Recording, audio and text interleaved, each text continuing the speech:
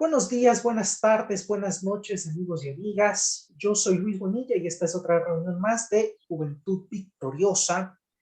Saludamos a todos nuestros compañeros y amigos que se encuentran de campamento y que no se han podido conectar el día de hoy. Campamento sobre Segunda de Corintios. Esperamos el próximo año poder intervenir en ese campamento, sea cual fuera el tema, de manera aún más poderosa.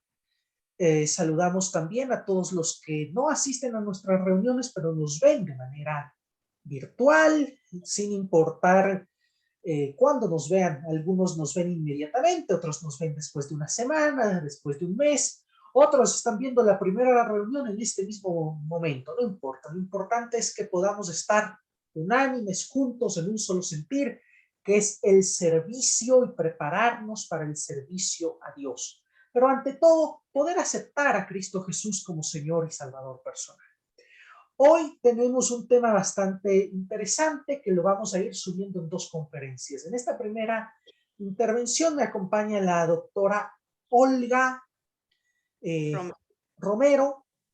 Ella es abogada, es pastora, es máster en psicología, máster en Derecho Internacional, especialista en Derecho Público, es pastora de aquí de Capilla del Valle, en Quito, en Ecuador, la iglesia de Cenisud, que muchos de ustedes conocen, y nos va a estar hablando acerca del rol de los cristianos como protectores y defensores de los derechos humanos. Antes de darle la palabra a la pastora Olga, me gustaría orar por este tiempo, orar por nuestros amigos que están de campamento y orar por todos ustedes. Acompáñenme sin importar si están viendo esto en vivo o grabado. Acompáñenme, por favor. Señor, gracias por darnos la oportunidad de ser llamados tus hijos. Gracias por morir por nosotros. Gracias, Señor, porque nos has visto con misericordia y nos permites escuchar, aprender y enseñar tu palabra. Nos permites capacitarnos para tu servicio y nos permites predicar tu mensaje más que con palabras, con el ejemplo. Tú nos has llamado a predicar, nos has llamado a ser luz y sal. Capacítanos, moldéanos, cumple tu propósito en nosotros, bendito Padre, para que podamos predicar tu mensaje, predicar que existes, que eres real, que estás vivo y que quieres entrar a nuestras vidas, bendito Dios. Te damos gracias por todo, por lo malo y por lo bueno. En los momentos malos aprendimos a ser humildes y empáticos, y en los momentos buenos hemos podido gozarnos y disfrutar con aquellos que amamos y que nos aman. Te pedimos por todos y te pedimos también y agradecemos también por nuestros enemigos, por aquellos que nos aborrecen, porque con ellos tenemos la oportunidad de practicar tu palabra y poner la otra mejilla. Sé tú tomando el control de este tiempo, que ninguna persona que oiga esta conferencia, esta intervención, se quede inactiva en su zona de confort, sin hacer nada por su hermano, por el menesteroso, por el olvidado. Que podamos levantarnos, hacer que la sal salga del salero, que la luz ilumine este mundo. Te lo pedimos, Señor, en el nombre de Jesús. Amén y amén. Amén. Buenas noches. Dios les bendiga. Bueno, comienzo, ¿verdad? Sí, adelante, por favor. Bueno, me han pedido que hablara acerca de los cristianos y la defensa de los derechos humanos, y creo que es una temática muy importante, es una pregunta, una cuestión, una temática que nos llega profundamente a quienes sentimos que la dignidad humana es un valor no negociable. Los derechos humanos se han convertido en un desafío y en un clamor para todos los hombres que aspiran a vivir en un mundo que sea digno para los seres humanos. Y por una parte, llena de esperanza ver cómo la humanidad ha crecido en el tema de los derechos humanos. En muchos países hay ya muchísima legislación amplia, vasta, que impide la tortura, que impide el suplicio, la mutilación y los derechos en contra de los menores, de los niños, de las mujeres. Pero no solamente prohíbe actuar contra ellos, contra las mujeres, contra los pequeños, sino que además están fomentando los derechos humanos. Por eso, a nivel nacional, en Ecuador, en Latinoamérica y a nivel internacional, los medios de comunicación se han encargado de mostrar, de educar acerca de los derechos humanos. Pero la verdad es que hay ciertas realidades que lastiman. Y es que existe y persiste la violación de los derechos humanos en muchas regiones del planeta, a pesar de los pactos, de las declaraciones, de los acuerdos, de las doctrinas, y a pesar de la acción de muchos grupos para defenderlos. Pero primero tenemos que ver qué son los derechos humanos, ¿sí? Tenemos que hacer una definición de qué son derechos humanos. Y ante todo debemos entender que hay una gran definición acerca de los derechos humanos. Lo común a todas ellas es afirmar que estos derechos son una exigencia de y para toda la humanidad. Por nuestra parte, definimos los derechos humanos como atribuciones que posee toda la persona por el solo hecho de ser persona y que deben ser respetados en todo tiempo. Entonces, así las cosas, los derechos humanos son una exigencia moral y necesita que sean concretados de manera jurídica en las legislaciones. Y así tenemos la necesaria pluriculturalidad que hace que se respeten las diferencias. Entonces, los derechos humanos deben entenderse como una exigencia moral. ¿De dónde surgen? De la ética, de la búsqueda y la igualdad frente a los atropellos a los que se ven sometidas las personas, los individuos, los pueblos en general. En su origen se miraba la moral, la dignidad de la persona frente al Estado, que era omnímodo, ¿no? Y la ética nos recuerda que los derechos humanos son previos al reconocimiento aún del Estado, pero que el Estado los debe tutelar. Entonces, si miramos desde la base ética, los derechos humanos se han ido concretizando en planteamientos jurídicos. Es decir, la ética se fundamenta en leyes y es implementada también con la jurisprudencia. Para aquellos que son abogados, entienden. La ley debe permitir que los derechos humanos sean atribuciones jurídicas a las que se asigna la función de actuar como mecanismos de defensa de las personas, perdón, que cualquier posible atropello de una autoridad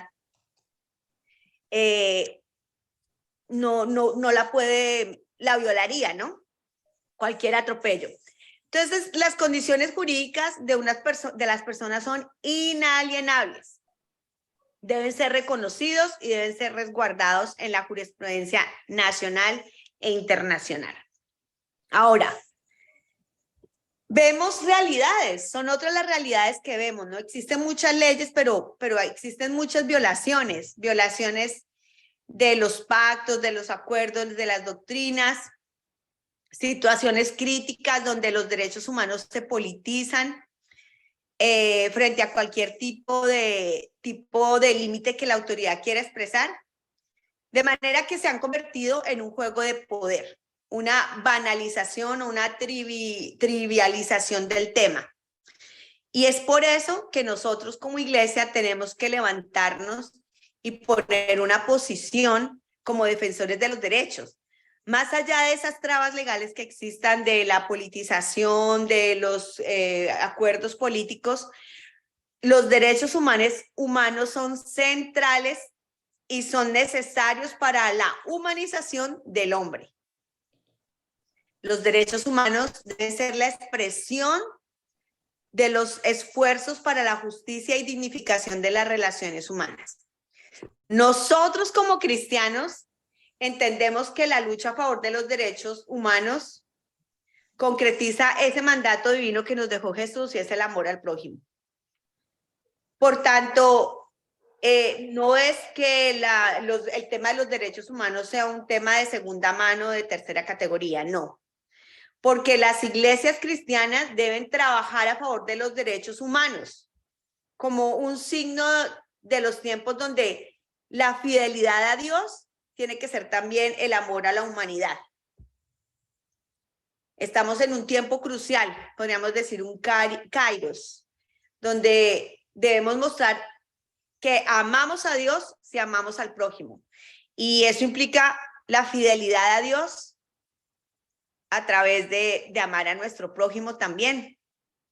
Entonces, hay muchas informaciones, muchas fuentes acerca de los derechos humanos, pero lo principal es que están unidas al concepto del hombre. Y hay muchas fuentes de los derechos humanos. Si hablamos del pensamiento grecorromano, perdón, preciso. Si hablamos del derecho grecorromano, podemos encontrar ciertos sofistas. No sé si me estás viendo porque creo que se fue la imagen. ¿Sí me estás viendo? Sí, la estamos viendo. Bueno, como Hipías, que enseñaba la universalidad de la libertad de los hombres y que la esclavitud era tan solo un invento humano. También está el aporte al derecho natural, ¿no?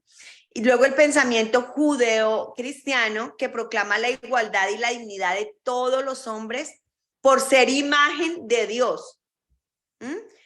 En particular podríamos hablar del catolicismo, que extendió y perfeccionó el concepto clásico de derecho natural como un fundamento objetivo para enseñar la igualdad de todos los hombres. Y también ahí el aporte del pensamiento de la ilustración, ¿no? Del ilustrado, que proclama la libertad de conciencia y de expresión como la tolerancia. Entonces, ¿qué dice la Biblia acerca de los derechos humanos? Cualquier estudio que se haga de la Biblia para reconocer que el hombre es una creación especial de Dios, se puede llamar como la bendición, como el reconocimiento de los derechos humanos. El hombre, creación especial de Dios. Entonces, ese ser que es igual a Dios, que es creado a su imagen y semejanza, no es igual, es creado a la imagen, Dios lo creó a su imagen, pues será también destinatario de igualdad, de justicia y de benevolencia. Y la Biblia dice que el hombre es creado a imagen de Dios, en Génesis 1:27. Y a causa de esta razón, el hombre tiene una cierta dignidad y también se le dio dominio sobre el resto de la creación, según Génesis 1:26. Entonces, la imagen de Dios en el hombre significa también que el homicidio, por ejemplo, una violación al derecho a la vida, es un crimen atroz. Y está en Génesis 9:6, el que derrame sangre de hombre, por el hombre su sangre será derramada, porque a imagen de Dios es hecho el hombre. Así que la ley mosaica también está llena de ejemplos de cómo Dios esperaba que otros recibieran un trato humano. Los 10 mandamientos contienen prohibiciones contra el homicidio, contra el robo, la codicia, el adulterio, el dar falso testimonio. Así que los mandamientos también promueven los derechos humanos, la humanidad, la dignidad del ser humano. Otro ejemplo también de los derechos humanos que están en la Biblia y por tal razón debemos defenderlos son el derecho que incluye de cómo tratar al extranjero, los derechos que tienen los inmigrantes. Están en Éxodo 22:21, Levítico 19:33-34. También en la Biblia habla sobre cómo proveer para los pobres, que está en Levítico también 9:10, Deuteronomio 15, del 7 al 8. También habla de cuando se conceden préstamos a los pobres sin intereses, que hablamos el tema todo financiero que hay a nivel mundial en este momento. Y también la Biblia habla de liberar todos los criados cada 50 años. Así que la Biblia nos enseña que no discriminemos a nuestro favoritismo. Cada persona es una creación única de Dios y Él nos ama a cada uno. Así que el rico y el pobre se encuentran y a ambos los hizo el Señor, dice en Proverbios capítulo 22:2.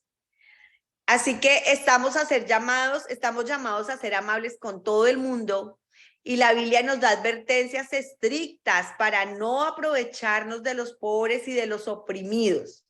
El que oprime al pobre afrenta a su hacedor, dice la palabra, mas el que tiene misericordia del pobre lo honra, dice en Proverbios 14:31. Así que el pueblo cristiano debe ser un defensor de los derechos humanos. No sé si tengas alguna pregunta o continúo. Ahora no te escucho. Muy bien, pastora. En este momento me gustaría hacerle dos preguntas bastante puntuales.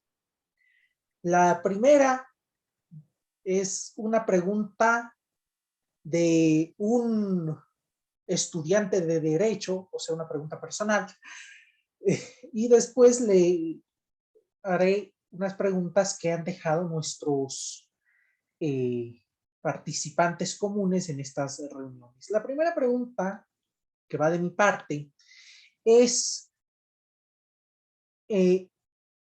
Tomás de Aquino es el que habla de 4 tipos de leyes: la ley divina, la ley eterna, la ley humana y la ley natural, que usted ya mencionó.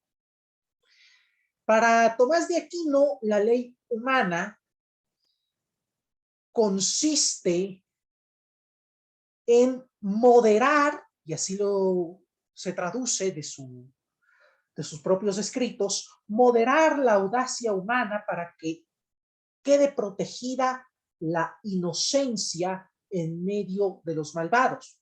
En la actualidad tenemos la idea de que los derechos humanos simplemente garantizan la permisividad, pero no algún tipo de contención. ¿Cómo podemos nosotros cambiar esa óptica que tienen muchas personas de que los derechos humanos son sinónimo de permisividad, más no de contención para garantizar la dignidad humana? Sería la primera pregunta.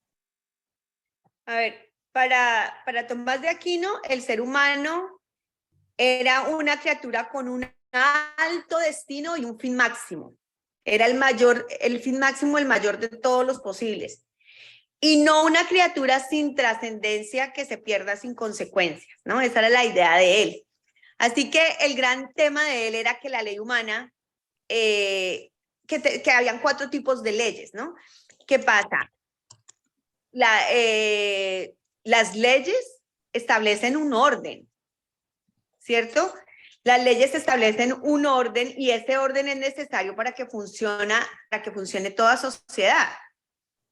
Y es muy importante ver esos niveles jerárquicos que hay en las leyes, que son los reglamentos, las leyes que se hacen en cada, primero en los municipios, en los cantones, en las parroquias, después vienen reglamentos de gobierno más altos, decretos legislativos, leyes orgánicas.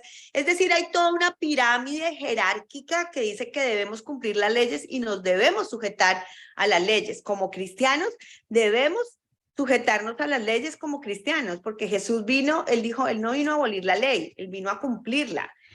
Y de pronto, como la ley no contradiga el mandamiento de Dios, debemos cumplirla. Ahora, si llegan a establecer una ley que va en contra de nuestros principios, que va en contra de lo que está establecido en la Biblia, pues hay que establecer cuál es la intención de la norma, ¿no? Cuál es la intención del que la hizo. Pero es mejor obedecer las leyes porque eso nos da un orden. Y nos enseña y nos muestra como cristianos que nosotros debemos sujetarnos a las leyes también. No por miedo al castigo, sino porque debemos obedecer a Dios, porque le amamos y deseamos obedecerle. Y cuando le obedecemos, Él nos dice que tenemos que obedecer también las leyes de donde nos sujetamos. O sea, uno de los principios bíblicos muy importantes es la obediencia. Y esa obediencia también incluye las leyes terrenales, que también son establecidas por Dios. Porque en Romanos 13:1 él dijo, sométase toda persona a las autoridades superiores, porque no hay autoridad sino de parte de Dios y las que hay han sido por Dios establecidas. Es decir, que las leyes son establecidas por Dios, porque Él lo permite, Él es soberano. Y para que haya un orden y no haya una anarquía, pues tenemos que cumplirla. Así que En el Nuevo Testamento también Jehová le dijo al pueblo de Israel, dice, que Dios es fiel, que guarda el pacto y la misericordia para los que le aman y guardan sus mandamientos hasta 1000 generaciones. Y nos dice, guarda pues los mandamientos en el Nuevo Testamento, los estatutos, los decretos que yo te ordeno que hoy cumplas. Así que debemos obedecer las leyes. Ok, la siguiente pregunta es uno de nuestros participantes habituales y él me pidió muy especialmente que preguntara lo siguiente. ¿Cuál debe ser el comportamiento del cristiano frente a conductas o ideologías como la homosexualidad, la ideología de género, etcétera, sin aceptar estas conductas, pero sin discriminar al otro por el solo hecho de su homosexualidad o de su orientación distinta, en fin? Pues yo creo que los cristianos no, algunas veces nos vamos más por lo negativo que lo positivo. Yo pienso que sí tenemos que tener reglas, estar a la luz de la Biblia, pero también pensemos en la parte de equidad, ¿no? El objetivo social, más de algunas reglas se refieren más a la equidad y a evitar la discriminación. Y algunas veces nos enfrascamos mucho en defender nuestras posturas, pero también tenemos que escuchar y amar a las personas. Y los cristianos tenemos que aprender también a no ser anarquistas morales. Y por lejos de que no nos guste una situación, tenemos que aprender a respetar ciertas leyes. Tenemos que respetarlas. Que no las compartamos es diferente. Entonces, la batalla, por ejemplo, el tema de la ideología de género es una batalla, se ha convertido en un problema para nosotros los cristianos, porque no queremos, por ejemplo, que les enseñen a nuestros hijos en los colegios esto, pero tenemos que tener mucho cuidado que al tratar de defender nuestras posturas estemos discriminando al otro, ¿no? Así que tenemos que tener una postura clara, pero sin discriminar. Para nosotros no está aceptable, no está aceptado en la Biblia la unión entre personas del mismo sexo, porque Dios los creó varón y hembra, y así fueron creados. Pero también nosotros tenemos que aprender a respetar lo que otras personas están haciendo sin compartirlo, pero si está dentro de las leyes del país, nosotros no lo vamos a hacer, pero no vamos a discriminar a alguien que sea, por ejemplo, un homosexual y venga a la iglesia, no lo vamos a discriminar. No tenemos por qué discriminarlo. Ahora, nosotros tenemos posturas claras y las debemos cumplir y debemos seguir al pie de la palabra, y nosotros no vamos a celebrar este tipo de matrimonios, pero no con eso vamos a discriminar, por ejemplo, a las personas que están pasando por procesos de reconocer, por ejemplo, su identidad sexual, porque hay muchos casos de jóvenes que llegan a la iglesia, que están pasando en procesos de identidad de género, y no por eso lo vamos a discriminar. Es el tema, por ejemplo, del aborto, que si no estamos de acuerdo, pero hay ciertos casos, por ejemplo, terapéuticos para el aborto, y no es que lo vayamos a aceptar, pero en la iglesia se habla del caso de cuando está en peligro la vida de la mamá y el hijo, pues se tiene que los padres tendrán que escoger. Y así muchos temas, los temas de la inseminación artificial, de la eugenesis, de la eutanasia, de la bioética y todos esos procesos que se están siguiendo hoy día. Tenemos que respetarlos y tenemos que ver la intención de los que crearon las normas, y si esa intención es una intención que está bajo los parámetros de la Biblia, de lo que Jesús nos enseñó, pues tenemos que aceptarlos y si no, pues respetarlos sin crear anarquía. O sea, no tenemos que mezclar nuestra doctrina, nuestros conocimientos y con la anarquía. No tiene que haber anarquía en nuestras iglesias. Tenemos que enseñar a respetar las reglas también de los lugares donde estamos. Una pregunta muy común que se hace la juventud hoy en día, sobre todo en los círculos universitarios y cercanos a la denominada izquierda política, es caridad o justicia. Muchos argumentan que la caridad no sería necesaria si es que hubiera un adecuado sistema de justicia funcional dentro de las naciones. Otros, en cambio, creen que la caridad es de por sí un acto de justicia, que no tiene que ser eliminada, que es ya la caridad un acto de justicia, sea o no esta amparada del Estado, provenga o no provenga esta justicia de parte del Estado, la caridad ya es un acto de justicia. ¿Qué nos puede decir acerca de eso? Bueno, lo que yo puedo decir es que la caridad es ese amor puro que tiene nuestro Señor Jesucristo el Salvador. O sea, Él nos ha mandado a que nos amemos como Él nos ama. Y en las Escrituras nosotros leemos que la caridad es un sentimiento que procede de un corazón puro. Dice en 1 Timoteo 1:5. Así que la caridad también depende de la voluntad de quien la ejerce, mientras que los derechos humanos pertenecen al sujeto y entroncan en el tercer principio de la Revolución Francesa, ¿no? De la solidaridad. La caridad no conlleva ninguna transformación social, mientras que la solidaridad sí. Para mí ese es el concepto, la caridad en derecho. La caridad depende de la voluntad de quien la ejerce. Los derechos humanos no depende de la voluntad de quien la ejerce, pertenecen al sujeto y entroncan en la libertad, el principio de solidaridad que se defendió tanto en la Revolución Francesa. Así que la justicia es la primera vía de la caridad. No puedo dar al otro de lo mío sin haberle dado en primer lugar lo que en justicia le corresponde. Pero la justicia a secas no proporciona al ser humano todo lo que le corresponde. Este necesita además a Dios, lo que implica el darse a sí mismo. Jesús se dio a sí mismo. La última pregunta para finalizar es la siguiente. ¿Es cristiano o moralmente aceptable la pena de muerte? Yo particularmente, y he debatido con los chicos que asisten a estas reuniones, he debatido también con compañeros universitarios, en fin, yo personalmente soy un partidario de la cadena perpetua, más no de la pena de muerte.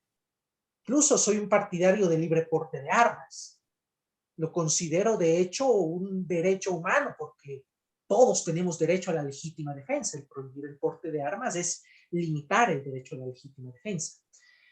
Pero respecto a la pena de muerte, ¿es moralmente aceptable la pena de muerte?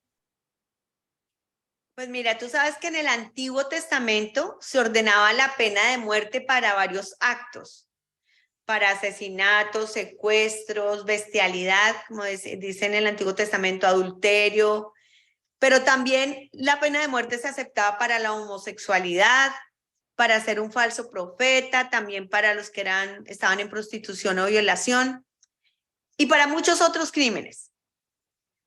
Sin embargo, Dios con frecuencia mostraba misericordia cuando esta pena de muerte debía ejecutarse.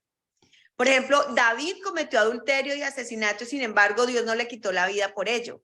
Y en última instancia, todos y cada uno de los pecados que cometan los seres o que cometamos merecerían la pena de muerte, porque la paga del pecado es muerte según Romanos 6:23, ¿cierto? Gracias a Dios. Él mostró su amor por nosotros al no condenarnos. Entonces, Cuando los fariseos llevaron a la mujer que estaba sorprendida en adulterio ante Jesús y le preguntaron si ella debía ser apedreada, Jesús, ¿qué respondió? Que dijo, el que de vosotros esté sin pecado en arrojar la piedra contra ella, pues que la tire. Y esto no quiero con esto indicar o no quiero utilizar esto para indicar que Jesús rechaza la pena de muerte o está a favor del pecador o no. Simplemente Jesús expone la hipocresía de los fariseos. Entonces muchos de los fariseos son los que están apedreando y están aplicando la pena de muerte, ¿no? Pero en la Biblia, el que derrame sangre de un hombre, dice, por el hombre su sangre será derramada, decía en Génesis 9:6, porque a imagen de Dios es hecho el hombre. Así que yo veo que Jesús defendió la causa aún del pecador, la defendió. Y como no hay una persona justa 100% y como se han visto muchos casos de que se han aplicado la pena de muerte, como por ejemplo en el estado de la Florida en Estados Unidos, donde ha sido injusto y con el paso de los años se ha podido demostrar que hubo fallas y que la persona era inocente. Entonces tenemos que recordar que al no haber justo ni a un uno, no veo quién se encuentre en la posibilidad moral de aplicar la pena de muerte si lo miramos a la luz de la Biblia, ¿no? Pero sí debemos reconocer que Dios le ha concedido al gobierno, a los gobiernos, a las autoridades, eso mismo, la autoridad para determinar sus propias leyes. Así como, por ejemplo, hay personas cristianas muy buenos, fieles a Dios, que están a favor del porte de las armas y otros que están en contra del porte de armas, y eso no les quita su nivel de espiritualidad. Así que es muy difícil ser justo para eso y yo no estaría a favor personalmente, pero si estoy en un país, si estoy viviendo, por ejemplo, en el estado de la Florida, en Estados Unidos, donde se aplica la pena de muerte, pues tenemos que sujetarnos a las leyes, ¿no? Y sí podríamos generar foros de conversación donde se pueda estudiar estas situaciones donde han sido injustamente las personas, se les ha aplicado la pena de muerte injustamente. Entonces, ¿también es antibíblico afirmar que Dios se opone a la pena de muerte en todas las instancias o no? Esa es una pregunta que hacemos. Los cristianos nunca debemos alegrarnos cuando se ejerza la pena de muerte, ¿sí? Porque todos tienen derecho a una segunda oportunidad, pienso yo. Y además, ¿cuál es la finalidad de la pena? ¿No? La finalidad de la pena es resocializadora y la persona ser pues sentenciada, pues no se está cumpliendo la finalidad de la pena, ¿cierto que no? Ok, bueno, la verdad que podríamos pasarnos mucho tiempo conversando.